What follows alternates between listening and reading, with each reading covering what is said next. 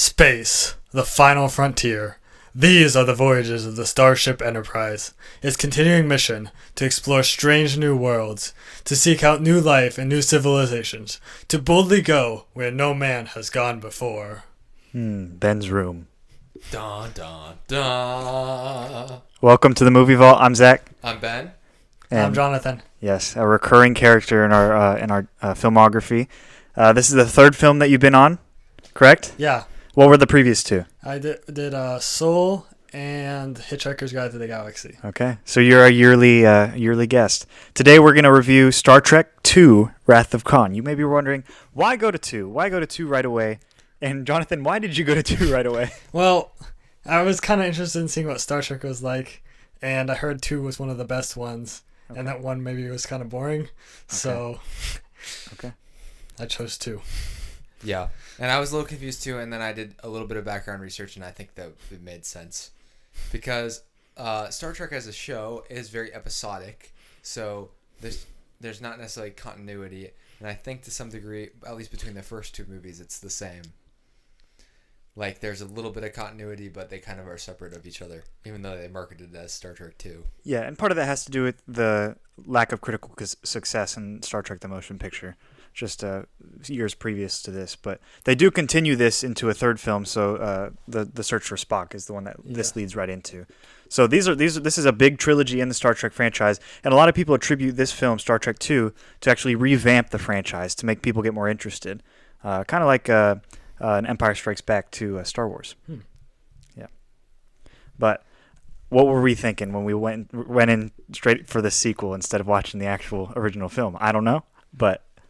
Yeah, I mean, that's a good point. Have we ever done that in the history of the Movie Vault, gone straight for a sequel? I mean, like, without watching the previous one or reviewing the previous one? Without, I guess either way. I was thinking Wakanda Forever. Yeah. That's a sequel. But we've seen the previous one. Right. Wait, did we review that? Same thing with the Avengers movies. We did? Yeah. Why did I forget that? You're right, we did. Yeah. We did review it. Yeah, so, I mean, that's an example. But we had seen the original one. Yes. And it made sense because it had come out in theaters at that point. So yeah. But this is actually like a big tentpole project in Star Trek, correct? I mean, am I wrong? No. Yeah. So basically, you have. I mean, it's already taken place after the first show. Yeah. Okay. So what does the timeline look like in this? I'm not entirely certain, but there's a time has passed since the show. I think the one thing that might have happened in the previous movie was that Kirk was promoted to admiral, because previously in the show he was the captain. Okay. I'm not entirely familiar with what the time jump was. Okay. But the crew is the crew from the original show is getting older, and that's kind of one of the themes of this movie. Okay. And Khan is there's an episode in the show that Khan is involved in that directly relates to his backstory, and it's referenced in the movie, correct? Yeah, so this movie's sort of also a sequel to the episode The Space Seed. In the episode The Space Seed, Captain Kirk finds a ship that's from the 1990s that's full of hibernating humans who were apparently sent on a really long interstellar mission before they had fast space travel. And they come to discover, they awaken the captain of that ship and take him to the Enterprise, and they're trying to figure out who he is. And they come to discover he was one of the leaders in the, I think it was called the Eugenics War in the 90s, which was, there's a group of genetically modified humans, superhumans, who had taken over parts of the world, and he was one of the most important ones, but then they were defeated. And it seems like they were sent into space to form a new planet, but that wasn't in the record books. Oh, okay. So that kind of sets up to where Kirk kind of stranded them, and he never actually checked up on them after leaving them on this planet. Yeah, because Khan then awakes his fellow crewmates, and they try and take over the ship and are almost successful. Okay. But they're thwarted, and then Kirk decides the solution is to give them a planet of their own. Gotcha. And then how much time are we supposed to assume has elapsed since Kirk had left them? Because it had been a while. He's not an admiral, so it was before the motion picture. Yeah. It honestly might be the amount of time between the actual release of that episode and like 1982, because he would have aged that much in like actual time. So Okay. I'm kind of wondering whether That'd be like 15 to 20 years, I think. Yeah. So the next generation, Yeah. or not the next generation, the original series was 66 to 69. So it would be It was the first season, so it'd be first 60. season. Wow. Okay. Yeah. It would be like close to 20, getting up there to 20. So yeah. 16. But yeah. So that's kind of the background. You kind of have to have that background going into this. So it really is like, we think of Marvel. Marvel really isn't a breakthrough enterprise when it comes to pun enterprise when it comes to integrating shows and movies, right? Yeah. So this sprouted with a show, though. That's the only difference. That's the difference between this and Star Wars and every other big enterprise. But so how do you think that affected its translation into film? Because they started with shows and then they made film. That was interesting because the production value was definitely a lot higher in the film than in the TV show. So you can imagine the production value of the TV show. Yeah, which some of the scenes, which I guess I was watching a remastered one, so I don't know exactly what they changed. Like some of the spaceship scenes looked good in the TV show, but they looked like really good in the movie. I think that's a fair point. I usually cut slack for the year it was released with that kind of stuff. Yeah, they are also using some CGI compliments of George Lucas's Industrial Light and Magic, right? Yeah, I actually remember at one point I read a story about the book about it was about Pixar, but also just the history of early computer animation. I remember them referencing this movie, particularly the one scene where they show the simulation of what would happen with the Genesis device. Mm-hmm. That was the first film to have a completely digitally animated scene, and that was the scene. Huh. Ever. Well, if you think about it, didn't Tron come out the same year? I think 1982. I don't know. So, that's hard to imagine because this seemed a lot higher quality.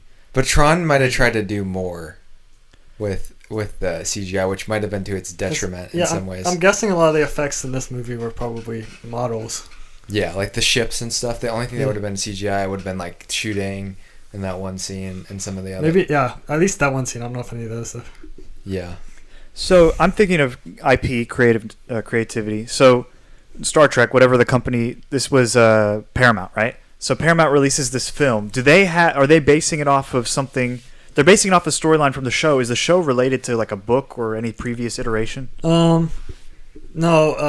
The creator of the show, Gene Roddenberry, there was like some other pieces of literature. It was based on like Gulliver's Travels. And it was sort of meant to be a Western in space, but it was kind of an original idea. Okay. Yeah, and the interesting thing about this movie is that Roddenberry was actually sidelined because the first one didn't go well. So critically it didn't go well, and they also spent a lot of money on the first one. The budget for the first movie was $44 million. The budget for this movie was $12 million. So they brought on a guy, I believe his name, who's the producer for this? Robert Sallin, but I feel like I heard people talk about Harvey Bennett as the guy who like figured out how to make it for cheap. And then Nicholas Meyer. Nicholas Meyer, the director, was also, he said, I can come in and do this for cheap. That was essentially his pitch for why he's involved. And I think it was Meyer who I watched a video and they said that he really didn't have that much knowledge of Star Trek, and he took the scripts that people had written and he like doctored all of them together. So he's not given any screenplay credit, but he actually like fixed a lot of the script and ended up being like a script doctor for the rest of his career. So that's kind of interesting.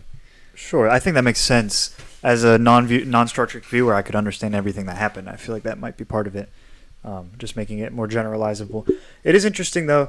So a lot of the bad reception for this film was because of its visual effects. And were visual effects at the time. I'm thinking of 2009 or 2001: A Space Odyssey. Like that's much visual effects way out the roof. But for a $12 million movie, this made like over 90, right? I mean, this made a lot of money. But yes, they credit it for like revamping this franchise. So I'm thinking like after this, are they like bumping in the theaters like really well? Are they big, or do we not know? I actually don't know. I don't know either. I think of this one as being as the one people still talk about to this day. I mean, this is in that week, the Starboy song, right? Wrath of Khan. Oh, I think it is. It's a lyric. Yeah. But yeah, so there were 2 shows before this, and then they did the trilogy, And so I'm thinking like I have to go back to what you were saying about it sprouting from a TV show. So it came about from literature that this guy made. Well, I guess not. I guess that was some of his inspirations were like other shows. Okay.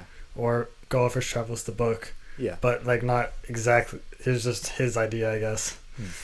But creatively, they get to take anything and just go with it for this film, right? And I think part of its success is that it really did kind of stay true to the original show and kind of go forward with that. It was particularly like a storyline that might have been stronger in this first season. So, yeah. I mean, that's part of it as well. But, Jonathan, what would be your iteration of what this film is? What do you mean? How would you describe it? What would you say happens? So,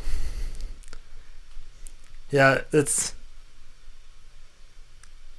Kirk is trying to adjust being admiral, and there's a new crew taking over the Enterprise. They go on Kirk goes for an Kirk goes for an inspection, and then meanwhile, another part of the galaxy, one of his old crewmates on a different ship and some other people, and the captain of that ship we're looking for a place to test the Genesis device and run across Khan, who takes over their ship, and then it's the tale of Khan's revenge. Yeah. Okay. That's pretty good. Well said. Yeah. I would have probably gotten lost in the details because I think there are a lot of things I didn't understand, like relationships, stuff like that. Is the girl who Spock is training, Saavik? Is she new or was she in the show? She's new as far as I know. I've only watched 4 episodes of the show, so I don't know entirely everything that was in the show. Fair enough. But I think she's a new character. Yeah, I think she's new. I did notice that, or I did see somewhere that they really emphasized the 3 main characters: Kirk, Spock, and what was the doctor's name? McCoy. I think he might also have the nickname Bones. Yeah, as opposed to the new characters, but they still featured, especially Saavik. A little bit. Apparently, the other movie they had focused on new characters, and they didn't think it worked as well. And I think that's really the strength of the movie is that they really flesh out Kirk, and they contrast him with Khan, and then they also present this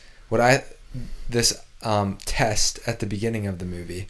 Let's see whether I can find a summary of it because I might mess up exactly what was going on.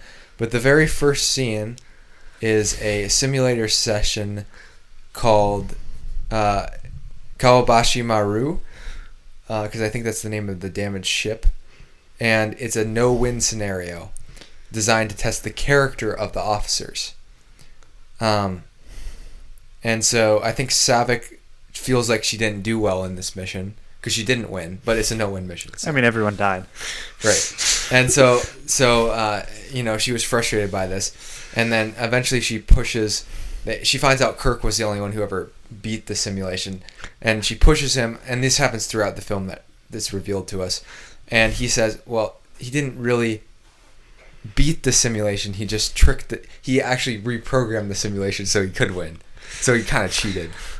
So it was like this idea that Kirk is somebody who cheats his way out of having to face serious death scenarios, and has never in his career going all the way up to admiral has never really had to face death. Mm-hmm. So that's sort of an underlying thing that is gone back to throughout the film. And then Khan is I think another thing is they base Khan on Captain Ahab from Moby Dick. Really? So, and Kirk is his whale, I believe. So that's kind of interesting. I mean, that makes sense. Just an obsession. Yeah. Yeah. Also, they showed when they found Khan, they showed a bunch of books in his stowing place, and Moby Dick was one of them. And he actually quotes Moby Dick as he dies, which I would not have known. I was wondering if he did, because I'm not too familiar with Moby Dick, but I heard it was based on Moby Dick. Oh, well, I guess I missed that entire aspect of the film. Yeah, so the Moby Dick part, not necessarily obvious, but it's there. It is an actual thing. It's not like they were saying that they based on Moby Dick. Like, I was kind of thinking when you said, like, that's kind of a stretch. And apparently Roddenberry did not like that, and they just ignored him. So... I actually like this quote that I found down here in the Wikipedia article from Mayer, who said that his chief contribution to Star Trek II was a healthy disrespect for the franchise. He said, Star Trek was an allegory in space format. That was both its strength and ultimately its weakness. I tried through irreverence to make them more human and a little less wooden. I didn't insist that Captain Kirk go to the bathroom, but did Star Trek have to be so sanctified? So I think there's a little bit of complexity in what he's saying that maybe I can't fully understand without knowing the series, but it seems to be that he pushed against maybe some of the rules of how Star Trek was supposed to work. I can kind of see like your characterization of Captain Kirk as sort of like cheating his way out of situations is probably kind of an example of that, because it's kind of consistent with the original show. Again, I've only watched like a few episodes. It's just in preparation for this movie, so I don't have a view of like the whole series. But in the ones I watched, Kirk seemed like he was like level-headed, clever, could always think of a good way out of a situation.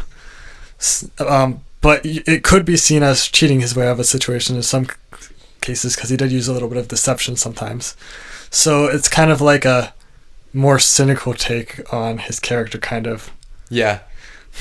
Yeah, and I think it's fair. I think if I were to watch it, I haven't seen the show, and it's getting me interested. But if I were to watch through the show, I'd assume these characters have never faced these issues on the scale that they have in this film. If you're going to make a film about a show, it's going to have to be big, grand, some themes that they haven't addressed in the show. And for him to actually have to face death, particularly when we'll get to the Spock part, that shows like that they're willing to actually put their foot down. Because he's come in the episodes I watched, which was like a list of few that were said this one would be good to watch before the movie. He came close with having to face death of people he knew, but he was able to get out of it. And this time he wasn't able to. Yeah. And I mean it's great that they're aware of the show to be like that he's never actually had to face that problem before. You know, it's consistency. I like that the flavor is the same. That's great. So, yeah. And another thing that I was thinking is the strength in this film, even as a general viewer as myself, I appreciated that they showed just the main characters that I was kind of familiar with. You know, they highlighted it's like the IP of the franchise. So, I mean, I know Spock, I know Captain Kirk, I kind of know McCoy. And I appreciated kind of understanding their relationships and how deeply, Spock and Kirk really respect each other and listen to each other, and how they are different and how they operate. And you really do get to see that on multiple levels in this film. Yeah, and there's also there's been sort of a conflict between McCoy and Spock about him being a Vulcan and how he thinks logically. And that wasn't that big of a theme of this movie, but you could still see that in this movie. Oh yeah, you could tell McCoy had something. He always seemed a little. You almost wondered whether he was gonna do something drastic, or like side with Khan or something at points, but he never really got that close to doing anything like that. Maybe he's just a grump. Yeah, I think it might be just that. He's kind of a grump. Yeah. We got to see Scotty from the famous line "Beam me up, Scotty." Never knew where that was from. that was the one thing. The episodes I watched didn't really have Scotty in them that much, so I didn't really know who he was. And it's cool to see that they all have roles too. He's the engineer. Yeah. Spock is, what is he? I don't even know, but. Well, he in the original series he was like the second in command. Maybe it's lieutenant. I don't remember the ranks. I think it was lieutenant was Savick. Well, so he was captain. In the show he was lieutenant and Kirk was captain, but now he moved up to captain. So everybody moved up a peg. Yeah, so he's the captain of the Enterprise, whereas Kirk is the Starfleet admiral now. Okay. So. And I like that aspect of the film too. That you get to see everybody kind of playing their part and just have different roles throughout the film. And they really it's like a multi-tool. It really is. It's like the characters are used kind of as tools. And maybe that's where the criticism came in, where it needs to be less sanctified and actually show more of these characters as human rather than roles. I suppose it was maybe it felt a little mechanical at points. Yeah. And TV shows, especially from that era, can tend to feel that way. There's tended to be like a really specific structure to a lot of shows at that time. And there were kind of rules, and you followed the rules, and That's how it worked. Yeah. So it's not all that surprising that they had to kind of break out of that mold. Yeah. I'm glad they did because I got to know the characters rather than see like a bad example of who they are. And Spock is such a legendary character that I've heard so many times. I know like, what's the phrase? Live long and prosper. You know, that's just such a famous phrase that people say. Is that him? Yeah. Yeah. So I think that might be a general Vulcan greeting, which. Gotcha. But he's probably the one who introduced it to people in Star Trek because he's the main Vulcan character. Yeah. And side question: why was he dressed like Dracula in that one scene? There was a scene where he's wearing like all white and he has like this or all black and he had this white neck thing and. Yeah. I'm not sure about that. That one is early on. It was really odd. I don't know. He just came out and then he like got really close to. Was it? It was McCoy. No, it wasn't McCoy. It was Kirk. They get really close to each other's face and it's just like, okay, this seems really weird. Yeah. Yeah. So an interesting thing about the movie is that Khan and Kirk never face each other. There's never a scene where they're in the same place at the same time. There's no face-off, which I thought was kind of interesting. What do you think the significance behind that is? Maybe they filmed at different locations. Is there a significance, I guess? Yeah, I don't know. I know generally I thought it was interesting that the space battles were like a lot slower than like in say Star Wars. Yeah. And maybe more realistic to that extent for. Yeah, because it was more about like the shields and things. Yeah. Like their shields were down, they had to get them back up, and then they eventually hacked into the shields of the other ship, which like I guess you can just make up how things work. So Yeah. But it was because they did steal a ship from their fleet, so it's not implausible that they would have been able to do that. Yeah. And the grand comparison is always with Star Wars, but Star Wars is always about like, oh, the rebels versus the Empire. You know, it's these big grand scheme things. This is just a personal battle. This is just a few people that are actually just trying to kill each other. Yeah, and they go on these missions, and they get even the ship that gets stolen is a mission, which the Genesis subplot is kind of interesting to consider too.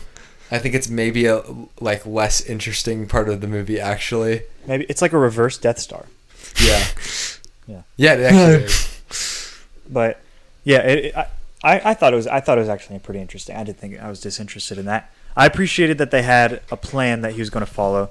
The only thing is like that's more of the stakes. It makes it more of a larger scale. Yeah, that's what I was gonna say. They had to have something that Khan could get his hands on that actually mattered. Yeah. So, and I think Genesis did accomplish that. Yeah. Yeah, and Khan himself was great. I thought the actor actually did a pretty good job portraying him. Not that I knew what his original portrayal was like, but in this it seemed like he really was just this tunnel vision guy who was out to get his Moby. Because he makes decisions that don't actually make sense. Is it just sense. a whale? I forget. I don't know. The whale's not named Moby Dick, right? I actually have no idea. I think it is, but I'm not sure. I feel really embarrassed. Moby. But it's just this guy who can't seem to see anything else. Even his own shipmates are coming up to him saying like, no, we've already won. We've already got the ship. We've already got the Genesis project. We can go and we can get out of here forever. And he's like, no. I will not stop until I kill Kirk. Yeah. I think his character changed since then because he got more bitter towards Kirk. Yeah. Because I think he was more fine with it. But as he said it, his wife died, which I guess he blamed on Kirk, so maybe that counts for his change in character. I'm related to Kirk. And it was from those worm things that he eventually captured, and those things were really disturbing. Of all the things that could happen to me, I wouldn't want a worm that can possess my mind. That'd be like the worst. It was a pretty graphic depiction of a little worm going inside of an ear. Yeah. Another thing I thought of was Kirk actually... Did he do this intentionally? Did he kind of desert them like, oh, I don't have to worry about them again? Or did he forget? Or and was there an expectation that he came back? That's what I was going to ask too. Like, yeah, I'm not... It kind of seemed like he was just dropping them off to have them start their civilization because that's kind of what they wanted to do, but also it's kind of a punishment. So why would Khan have conjured up this image? I mean, he couldn't have predicted that the world was going to fall apart and have some sort of environmental disaster happen. But I guess maybe he think it was common courtesy. I don't know. Yeah. Because Kirk did mention in the episode that he was like curious what sort of civilization they would form, but he did think he might check back. But that was also after he had dropped them off. So it never shows him promising to come back. No. Okay. So that makes me think like Kirk really didn't think there was an expectation there. Yeah. Okay. It was just a miscommunication. Man, if they just had a conversation, they would have solved everything. But I think Khan had spent a lot of time building up like this idea that it was Kirk's fault. Yeah, and that could be true to keep his control, keep the people motivated in some way. And yeah, I agree that the performance by Ricardo Montalban. It really rolls off the tongue. Yeah, I'm sure. I think he might be. Oh yeah, he's Mexican American. So there's probably somebody else who can pronounce it better. But I thought it was a really good performance. It was over the top, but like intentionally so, and I think it fit. And he really gave it his all. I was not expecting him to be Khan. I was thinking like, when I hear Khan, when I hear Wrath of Khan, that's the name of a Star Trek movie. Without looking at the poster, without seeing any clips of the movie, I think of an alien or some kind of like destroyer, big giant guy with powers, not just some like man ape type of guy who's honestly kind of down to earth, and really his motives are childish almost. So and he was in the original episode too. Yeah. So they didn't just go recast this because it was a bigger movie, which I think was, and he had to play a completely different looking character, right? Yeah. From the original Khan. Yeah, and I love that they stayed true to the show in that way. I mean, the MCU, it's like we're so ahead of our time, and yet it's so just bad in comparison. I'm just thinking about Secret Invasion at the moment. I'm not going to say anything else. Continue.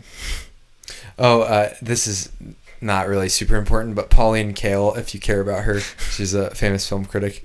She said that this was Montalban's only validation he has ever had of his power to command the big screen.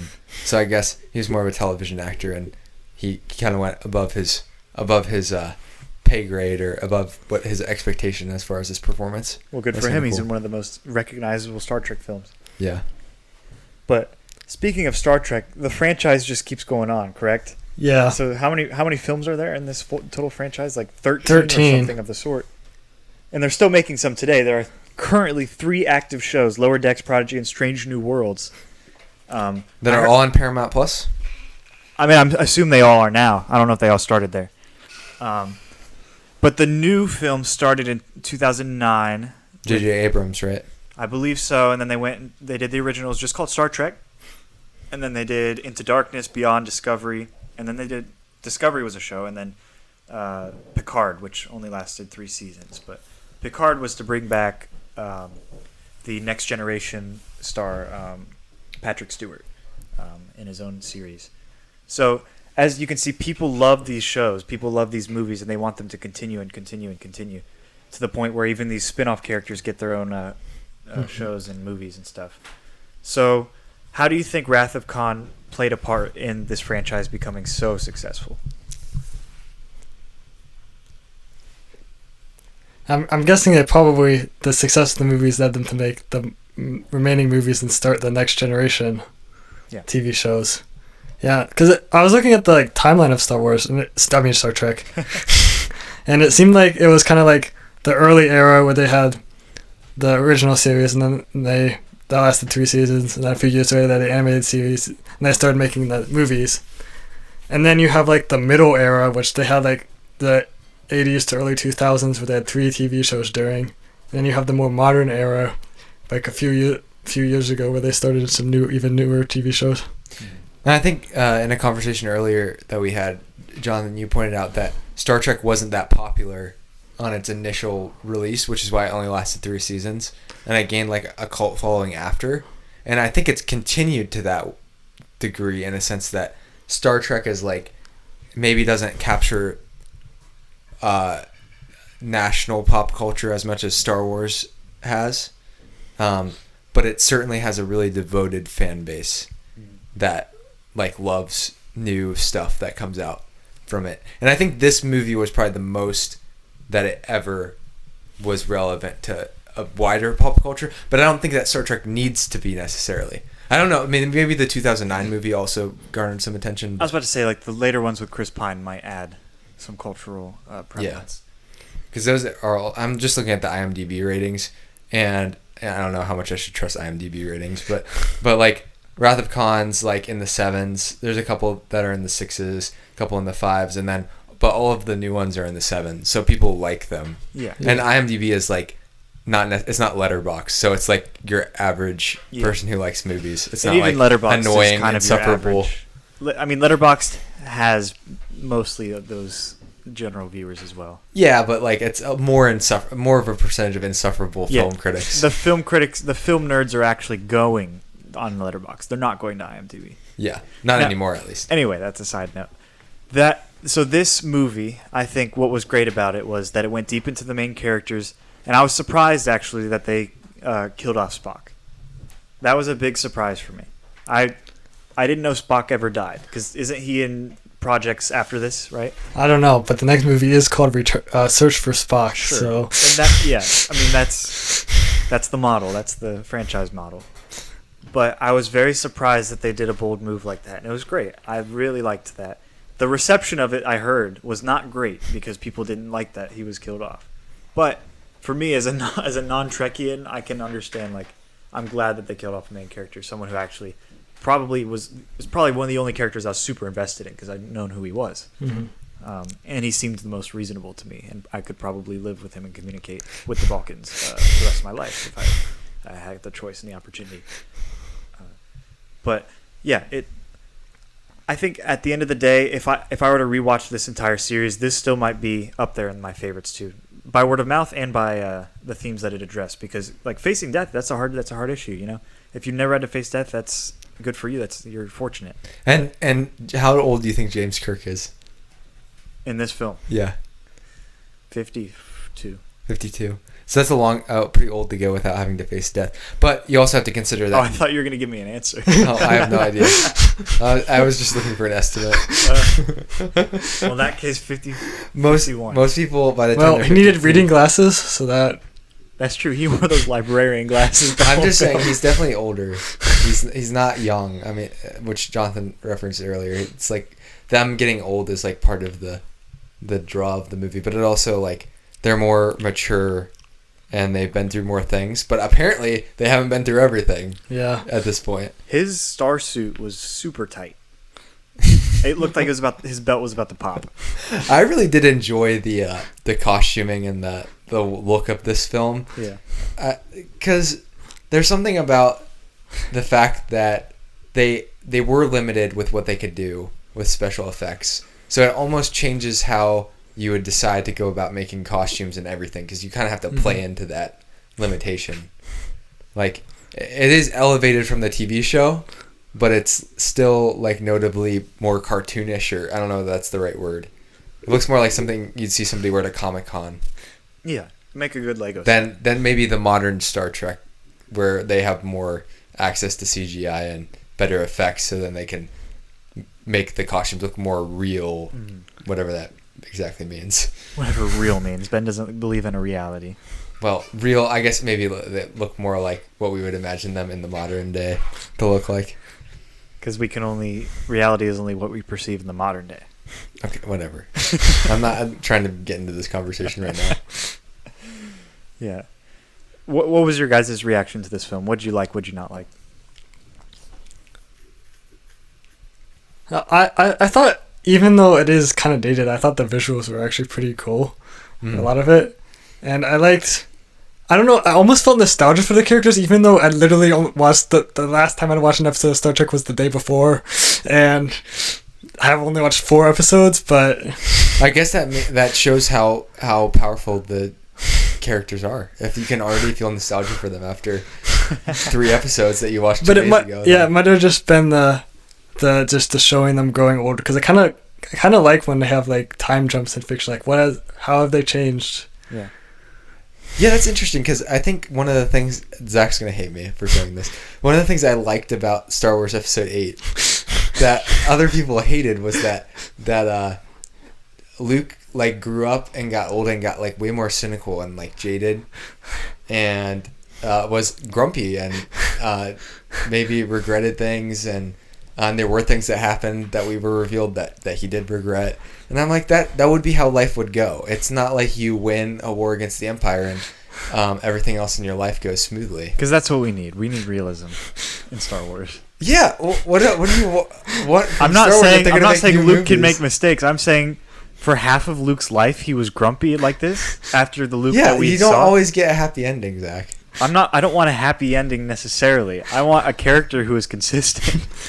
He is consistent. You just didn't see all of the development. It's a jump. You can make him a psychopath serial killer and say it's consistent if you didn't see what happened. I mean, yeah, because you only see a snapshot. Okay, I shouldn't have made this point, but I agree with John. I enjoy it when there's like a jump, and I guess maybe I didn't really see the jump because I hadn't watched it. But it's like implied. Yeah. Listen, yeah, I can relate to that concept without the Star Wars example. I think I just wanted to annoy you. I have plenty of TV shows and films that I've seen where characters come back. I mean, RDJ, 50, I'm thinking like, who's going to cameo in the next, MCU film? When RDJ comes back with gray hair and he comes in as Iron Man, I'm going to scream and wet my pants. That because people love it when people come back. Yeah, but not all time jumps go over well. Just look at Indiana Jones. Yes. Those 2 movies, time jump didn't work. Yeah, that's fair.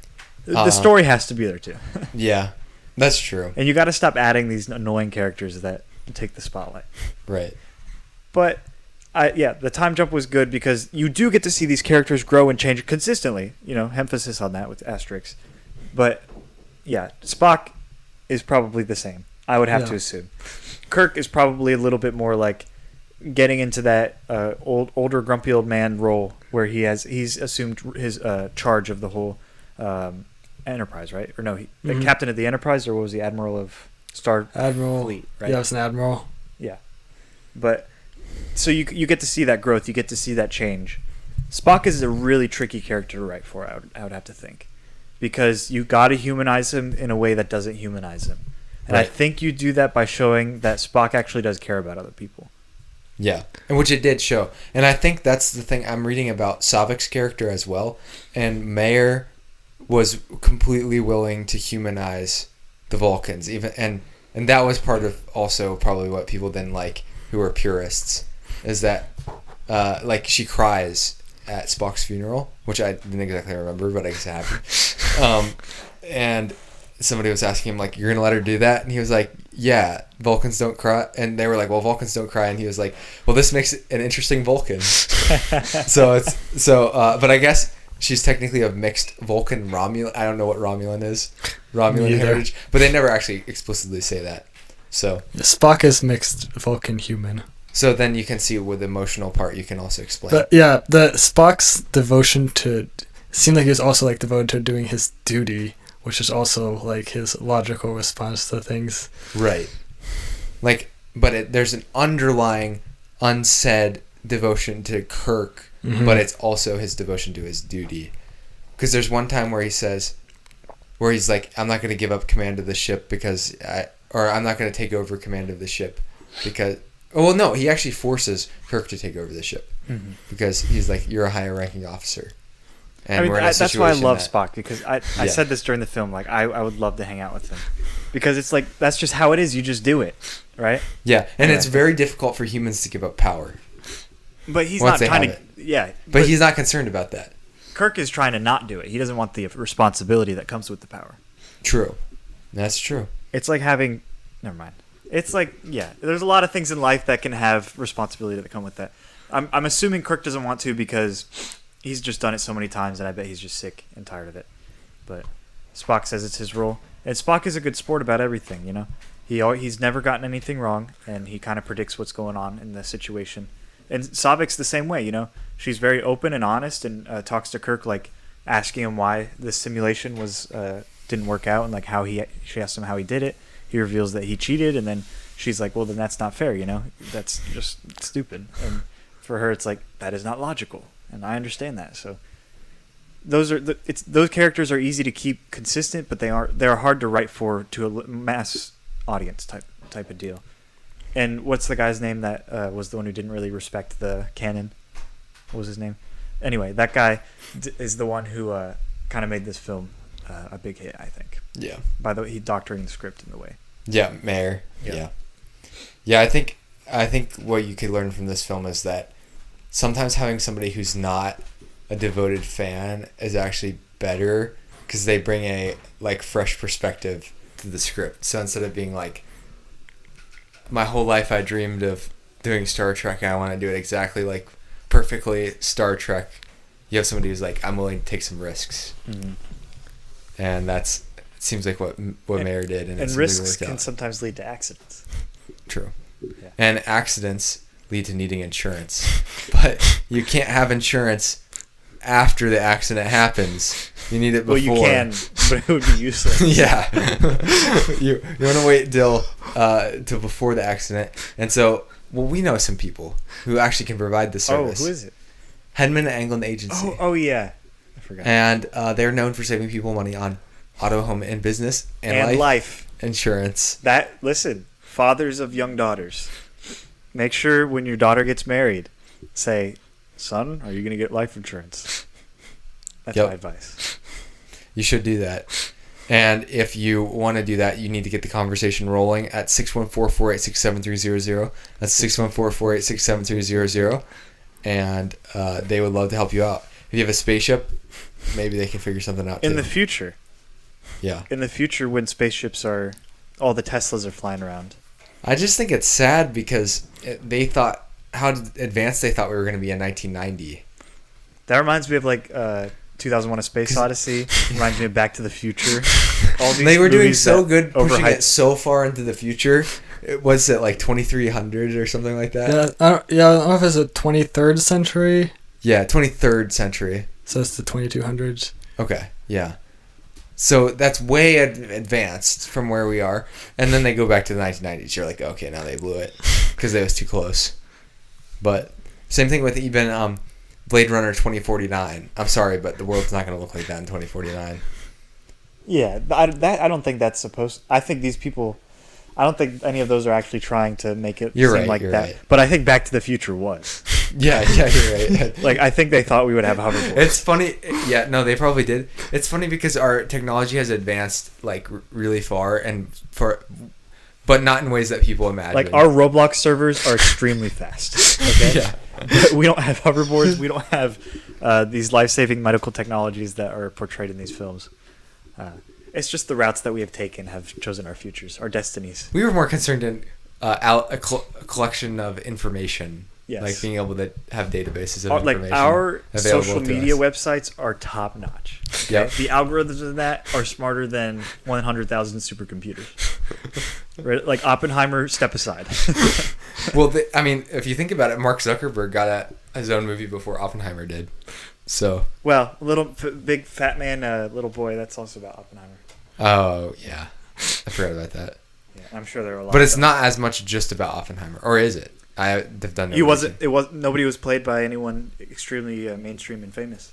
Okay. Like Jesse Eisenberg or Cillian Murphy. Yeah, Cillian Murphy. Yeah, I always get it wrong too. Yeah. It makes sense. Kill. Kill. In any role he has, he's a killer. Yep. Peaky Blinders. Yep. And 28 Days Later. And Scarecrow in Batman Begins. Oh my gosh, that's Cillian Murphy? Yeah, you didn't know that? No. Yeah. Wow, I haven't watched that film. That's my favorite of the trilogy. Really? Mm-hmm. Over Dark Knight? Yep. I mean, that's a lot of people do think that. Because they'll say Joker was great, but the plot of Batman Begins is better.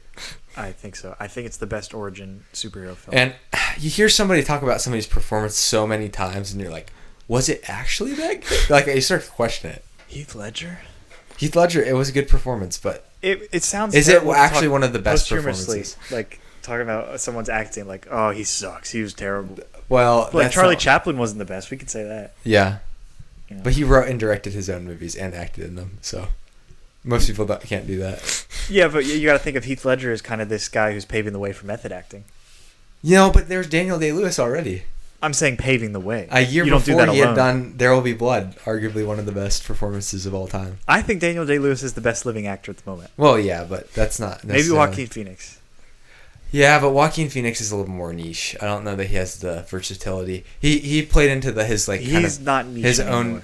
Own. No, but like he plays into his idiosyncrasies and his weirdness really, really well. Yeah, his deformed body. But like I feel like he has less range with the types of roles he can do. You think so? Yeah. And I actually don't really think Joker is like that good of a performance. I think some of his other, like The Master, he was pretty good in. I'm not saying that his Yeah. range is all in Joker. No. We'll yeah. see if Lady Gaga's good in Joker too. I'm excited because Tim might be in it. I know. Sorry, we're now we're just. Oh, hey, spitballing. John.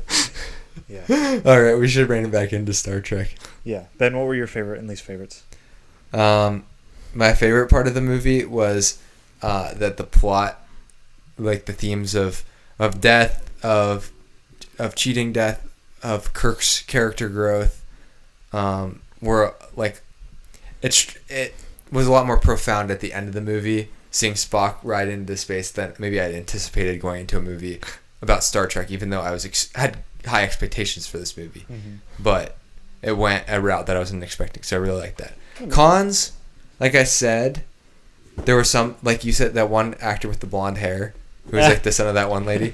There were some parts of the Genesis plot that I felt like weren't entirely necessary, but I'm not upset about them being in the movie. Like, I'm not mad. I'm just like, maybe they could have been more interesting. I don't know.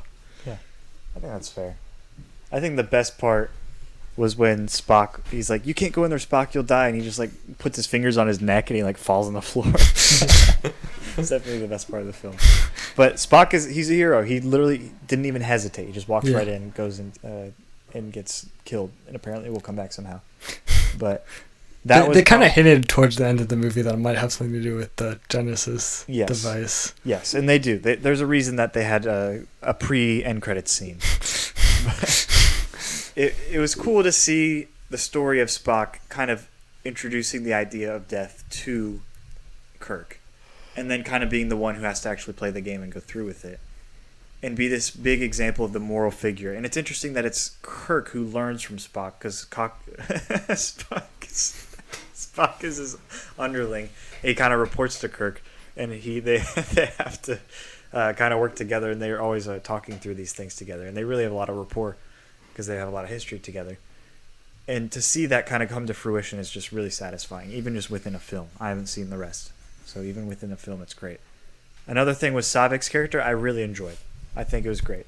She didn't complain about, being a woman or anything like that. She didn't complain about her, not living up to things. And maybe that's the Balkan in her. Yeah, she was logical. She was upset. She wanted to be able to take that responsibility, but she wanted to earn it, I think, in the correct way. But you're right. It's probably she was logical because she's a Vulcan. And I really liked her character because of that. Not because she was a Balkan and she's faceless character, but I think she gained my respect through her actions. She was very honorable and honest. And yeah, the rest of the characters, they were all interesting. Everybody had their own kind of different, unique perspective on things. And it was cool to see these space battles. The space battles were really cool. They were like in weird space Himalayas, whatever that looked like, and doing weird maneuvers, and the lasers were exactly like Star Wars, made the same sound even. And it was fun. It was very fun. George Takei, always a pleasure to see him in this role. I know most of these characters from The Big Bang Theory. Like a lot of them make recurring guest appearances in The Big Bang Theory, so that's always fun to see that. I don't know. I think my least favorite might be, honestly, like a lot of the problems in this film are because I don't understand the context, but I think they did a good job, like we said, of making it more general. My least favorite part might be the Genesis storyline. I don't think it was uninteresting. I don't think I was disinterested at all. But the Genesis plot, what could have not been in the plot is the mother and son. That whole storyline was about 25 minutes of the film. Yeah. I'm not sure how that came to fruition. You could have had just one character have just a couple parts in the film talking about the Genesis project. I don't know how much of that you really needed. Yeah. I was kind of surprised. Because I'm not sure if there was any basis of the show that plotline was based on. The girl is from the show. So the scientist, because they say welcome back, like it's nice to see her again. So I know she is. So I'm thinking has something to do with that. Maybe in the show she was working on a science, something like that. Yeah, or it could have been like implied before, like it happened sometime, but not in the show. I don't know. Gotcha. Yeah, you might be right as well with that. Yeah, because I guess I thought there were like a few themes going on, but they weren't always like together very well, and I didn't see how that had much to do with the rest of the plot. Yeah, the problem was like that really a Khan would be Khan as well in some way, because that since he doesn't actually meet up with Kirk, you have this side storyline with Genesis going on. He gets the Genesis thing, and it just feels so disconnected from our core characters, who never actually interact with anyone except for one scene. They're really just stuck in this ship the whole time. That's probably the only problem, is that it's awkward. There isn't this big moment of confrontation. It's more like this. These big moments are spread out. The climax is a few small climaxes throughout the film rather than a big one. The confrontation is on the ship when they're communicating back and forth. Yeah. That's really like, instead of them meeting face to face, they're meeting ship to ship, which maybe works better because it's Star Trek. But yeah, I do get the disjointed part though, because there are like, Khan's storyline, and then Kirk's storyline is not directly related to what Khan is. Khan is like perceiving things a different way. Mm-hmm. Kirk's having to face this idea of death, which really doesn't come into fruition until the very end of the movie. It's kind of like it's leading you in that direction, but you don't realize it exactly until Spock actually dies. Mm-hmm. And then there's the Genesis storyline, and you have some side characters who are, that's their main concern. They really don't know what's going on with Kirk and Khan, and they're actually kind of skeptical of Kirk because they think he made the order to hand over the Genesis project. So it's like a lot of miscommunication, confusion. Yeah. Throughout the movie, it felt the three storylines that we had kind of felt like three high school girls talking to each other, but not really listening to each other. Like they're interacting, but they're not really like talking with you. You know what I mean? Yeah. Like, it's all fake. It felt like that. Like the plots weren't willing to be cohesive, and I think that was a small detriment to the film. I think that could be fixed if you had Khan and them meet up, but even with that, the Genesis is still a little bit disjointed within the film. So, I mean, that's what that is. I'm not saying that the three separate plots were bad. They weren't. Mm-hmm. They were pretty good, and I wasn't ever disinterested. It was just I wish that it didn't feel like almost a tied in a fourth act in an anthology, you know, where they are loosely related. Like, oh, they connect there, you know. That's so random that they're in those same areas. But it still worked enough for me, so it's good. Yeah. Do you have any extra insights to Star Trek that we don't have? Yeah, I don't know. Yeah, not really. No. I guess Chekhov was part of the original series, who was on a different starship. Oh, really? And then, that other guy, Captain Guy, I don't think was. But. Okay, gotcha. Okay, well, I mean, that makes it a little bit better. So he was on this ship just for this film. Yeah, okay. I'm guessing they got, when they got reorganized, who was on the Enterprise, he got transferred to a different ship. He got demoted. That's funny. Yeah, and also another thing is the acting. I don't think some of the acting was good. But I will say about the acting, and maybe I sometimes excuse bad acting a lot because I envision it as more of a stylistic choice. Like, their acting is more... Well, he says he tried to make the series less wooden, but I think in some ways the acting does feel a little wooden, other than the over-the-top Khan performance, which definitely doesn't feel wooden, but it doesn't necessarily feel like... It feels like a little like, over, like I said, over the top, like he's hamming it up a little bit, but he does command the screen when he's there. But like Kirk and Spock intentionally maybe so, and McCoy can feel a little wooden, but I think it's somewhat they're trying to play into what the TV show was. So, and maybe the TV show did kind of have bad acting, but now it's like that's canon. So we gotta keep it going. It wouldn't feel like Star Trek if they didn't act like that. I always think like acting was so much less important back then. Yeah. There wasn't much back then. You had a few big movie stars that were pretty good. Well, they didn't. I mean, character acting was popularized by Robert De Niro, I want to say. I wonder if the style of acting changed. I think it did, because Pacino and De Niro got big in the 70s, and they were really probably the two biggest method actors. Did I say character acting? Method acting actors, and it's still kind of controversial, the necessity of method acting, but Do you really need to method act to be in a Star Trek movie? Probably not. Spock To be goes Spock. home, is distant from his wife. yeah. Like some roles require it more than others. Yeah. But yeah, I think the way that people went about acting changed from the fake Hollywood accent style. Oh my goodness! It's like kind of British, but kind of not. Still American. Like Cary Grant. Who's the one guy? You know, you would know it if you heard it. Hitchcock movies, kind of thing. Yeah. To where we are now. Yeah, it's definitely changed. Yeah, I don't know. What are your guys' final thoughts on the film? I'll say I liked it, and from this and the Star Trek episodes I watched, I would be interested in seeing more Star Trek. Okay. Because I like the characters. Are you gonna watch all the shows and all the movies? I'm not sure about that. That seems like a lot.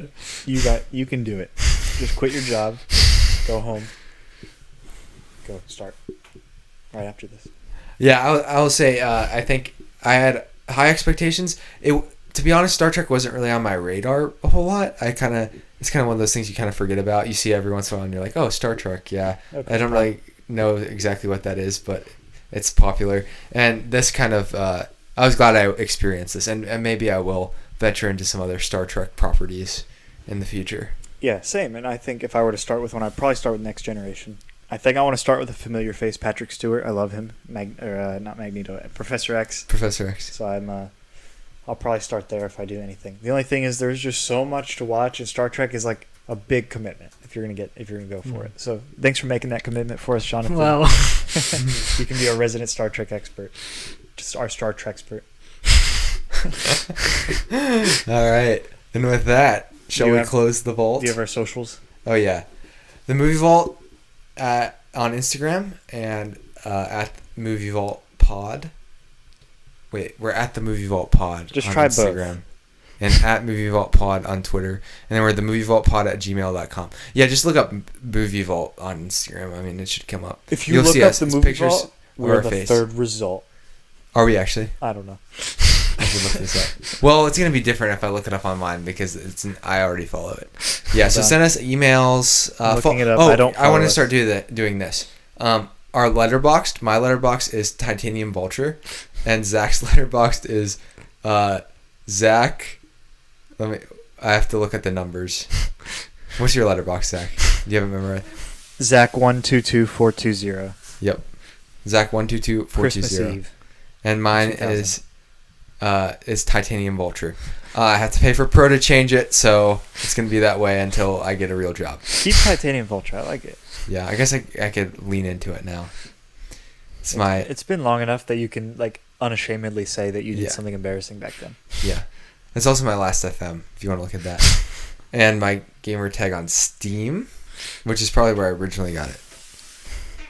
And mine is just I just chose my friend's birthday. I think it was because I wanted to remain anonymous on Letterboxd, but now I'm okay not being anonymous. Yeah. But Letterboxd won't let me change. Yeah. Jonathan does not have Letterboxd, Nope, but maybe I'm maybe he'll get one now. Yeah. I don't know. You can rank all the Star Treks.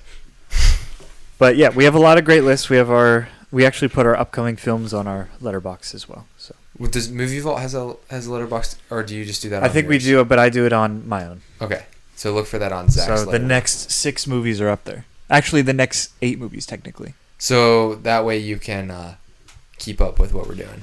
Yep. So we should be coming back after this. Are we doing Inland Empire first, or are we doing this first? I think we'll just see actually when we record the Inland Empire episode. Okay. I think Inland Empire is supposed to come out and then this. Okay. But well, if it doesn't happen, then the next one is The Goonies. So we'll see. The Goonies. Then. Yep. Ooh. Yes. And with that, Jonathan, would you like to close the vault? Yeah. Okay, I'm closing the vault. Beam me up, Scotty.